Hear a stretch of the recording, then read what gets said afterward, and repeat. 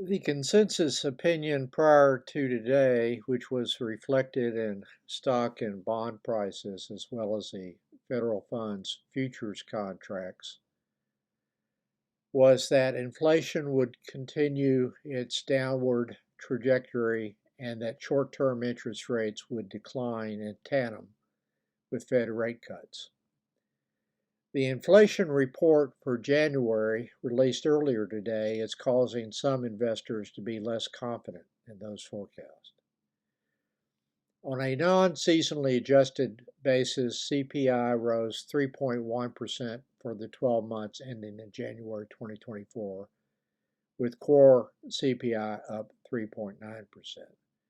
Both were higher than the consensus forecast, which is causing anxiety in the bond and stock markets today. A main driver in the increase is the phony expense called owner's equivalent rent, weighted at 26.679% in CPI, which was up 6.2% annually according to the government's estimate. That fictional expense assumes that owners of homes pay rent to themselves. For those owners, inflation in home prices increases unrealized profit and is not an expense under any definition of the word.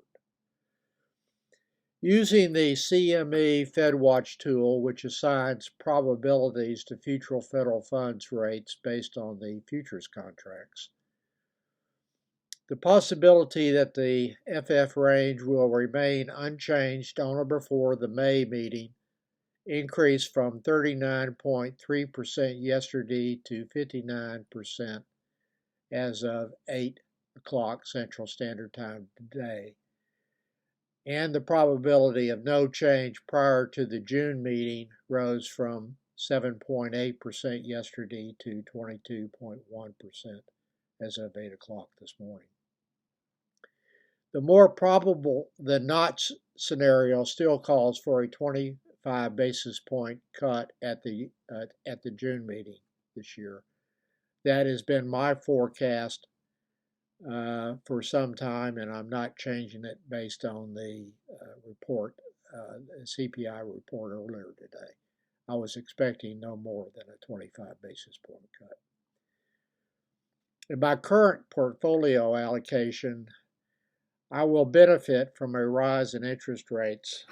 My bond ladder is heavily weighted in bonds, treasury bills, and CDs that mature in 2024 and 2025. And I have significant funds in money market funds that includes about 1/2 of my Vanguard taxable account, which is in the Vanguard Federal Money Market Fund that has a 5.28% 7-day SEC yield. I haven't figured recently my stock allocation, but I believe it's around 16 or 17% of the total and has been dropping as reflected in my discussions contained in my weekly blogs. I want to add a comment to one of the videos that I published yesterday that discussed Trump's totally fact-free accusation that the now former Republican Congressman Joe Scarborough murdered a lady that worked for him in his Fort Myers office when Scarborough was in Washington, D.C. as a congressman. I would emphasize that this basically accusation was made when Trump was president. It is a statement made by the President of the United States. The sole reason it was made was that Scarborough had criticized Trump. Trump will broadcast to tens of millions baseless, venomous attacks against those who criticize him in an effort to punish them for that criticism, and to cause others to remain silent rather than face his ire.